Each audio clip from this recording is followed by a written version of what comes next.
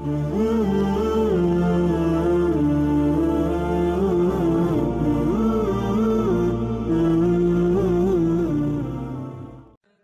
الله الرحمن الرحيم ألهاكم التكاثر حتى زرتم المقابر كلا سوف تعلمون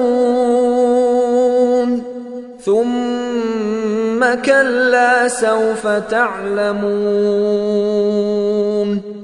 كلا لو تعلمون علم اليقين لترون